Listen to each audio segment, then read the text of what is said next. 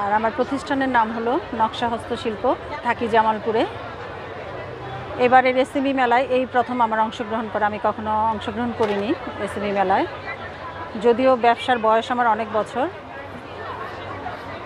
কিন্তু আমার সেভাবে মানে আসিনি এসএমই মেলায়, এই ফার্স্ট। প্রথম 2 দিন আমার সেল খুব একটা হয় নাই, তবে গতকাল আর আজকে মাশাআল্লাহ ভালো হয়েছে। শখ করেই প্রথম দিকে শখ করেই আসা, আর কীভাবে যে এটার সাথে আমি যুক্ত হয়েছি এটা আসলে আমি নিজেও জানি না, তবে নিজের কিছু একটা করার চিন্তা ভাবনা ছিল, সেটা থেকে আমার এখানে এই ব্যবসায় আসা। আমি যে ফ্যামিলিতে থাকি সেই ফ্যামিলি থেকে এই ব্যবসাটা গ্রহণযোগ্য না হলেও আমি এটার সাথে কেমন করে যেন সংযুক্ত হয়ে গেছি। মানে অনেক স্ট্রাগল আপনার? হ্যাঁ, আমাকে স্ট্রাগল তো করতেই হয়েছে। আমার ফ্যামিলিটা অন্যরকম ফ্যামিলি, সম্ভ্রান্ত ফ্যামিলি। আমার শ্বশুরবাড়ি বাবার বাড়ি দুটাই। সেখান থেকে একজন বউ হয়ে বের হয়ে একজন ব্যবসায়ী হওয়া একটু ডিফিকাল্টি ছিল আমার জন্য। প্রথম আমি অল্প দিয়ে শুরু করছিলাম, আমার 5,000 টাকা ক্যাশ ছিল প্রথম, তারপরে আস্তে আস্তে। এখন প্রফিট আপনার ছোট্ট করে বলবেন, বেশি বলার দরকার।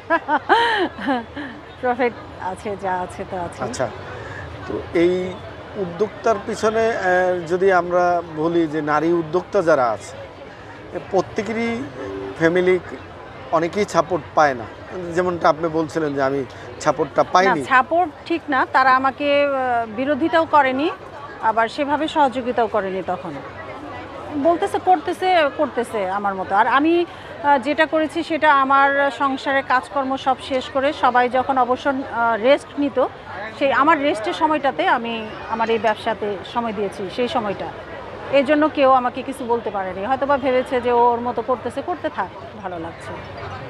এখানে এত লোকজনের সমাগম, আর সব শ্রেণীর মানুষ আছে এখানে।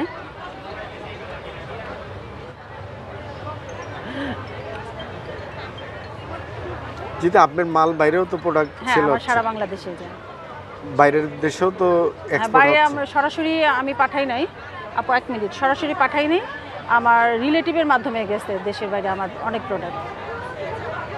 তো ধন্যবাদ, আপনাকেও ধন্যবাদ। প্রশ্নটা হলো 11তম এসএমই মেলা চলছে, এই প্রথম আপনি এই মেলাতে পার্টিসিপেট করলেন না এর আগেও আপনি করছেন? এই প্রথম আমার এই মেলা। প্রথম। আজকে 4 দিন চলছে। জি, 4 দিন। তো কেমন সাড়া পাচ্ছেন কেমন? প্রথম দিকে একটু খারাপ ছিল, তবে গতকাল আর আজকে আলহামদুলিল্লাহ। আমরা জানি যে বাংলাদেশের মধ্যে সর্বোচ্চ হস্তশিল্প তাঁত শিল্পটা, হস্তশিল্পটা বিশেষ করে জামালপুরে, হ্যাঁ। এবং মানে গুণে নামে সব দিক দিয়েই অতুলনীয় আমাদের জামালপুর। এবং জামালপুরের কথা শুনলে মানুষ একটু নড়ে চড়ে বসে। তো এই আপনার যদি আমি একটু জানতে চাই যে আপনার সফলতার গল্পটা একটা লাইন ছোট্ট করে। সফলতার গল্প আসলে বলতে গেলে অনেক, এর পিছনে অনেক কাহিনী থাকে, আসলে সেভাবে বলা যায় না। তো প্রতিটা সফলতার পিছনে নিজের সততা, একাগ্রতা, পরিশ্রম এগুলি জড়িত। এখন আমি সফল সেভাবে হইনি, মানে আমি নিজে থেকে সফল নিজেকে বলবো না। শ্রমিক আছে কতজন? আমার শ্রমিক আছে এমনিতে বেতনভুক্ত শ্রমিক আমার 7-8 জন, আর আমার কর্মী সব প্রত্যন্ত অঞ্চলে। সেটা আমি জানি।